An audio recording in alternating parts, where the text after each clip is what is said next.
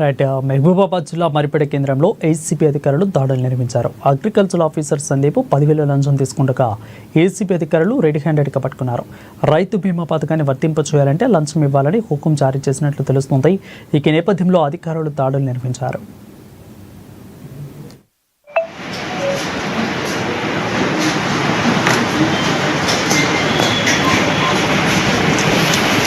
Social media అందరికీ నమస్కారం.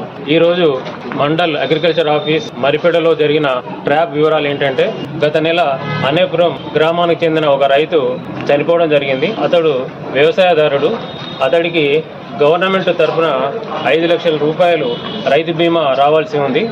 అట్టి బీమా కొరకు సంబంధిత ఏఈఓ అయిన సందీప్ని కలిసి డాక్యుమెంట్స్ సమర్పించడం జరిగింది. ఆ సమర్పించే క్రమం లోపల తనకు 20,000 రూపాయలు ఇస్తేనే నేను అట్టి డాక్యుమెంట్స్ అప్లోడ్ చేస్తాను, అతను అప్లోడ్ చేస్తేనే ఆ 5 లక్షల రూపాయలు పడతాయని డిమాండ్ చేయడం జరిగింది.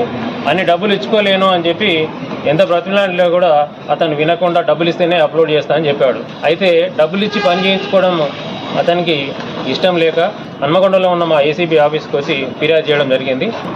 ఎవరైతే చనిపోయినరో ఆయన కుమారుని ఫిర్యాదు మేరకు ఈరోజు మరిపేడ బస్టాండ్ సమీపంలో జేజే బార్ ఎదురుగా ఏఈఓ సందీప్కి 10,000 రూపాయలు లంచం ఇస్తుండగా మేము రెడ్ హ్యాండెడ్గా పట్టుకోవడం జరిగింది. ఈ నిందితుడిని రేపు ఉదయం ఏసీబీ కోర్టులో ప్రొడ్యూస్ చేస్తాము. అలాగే పబ్లిక్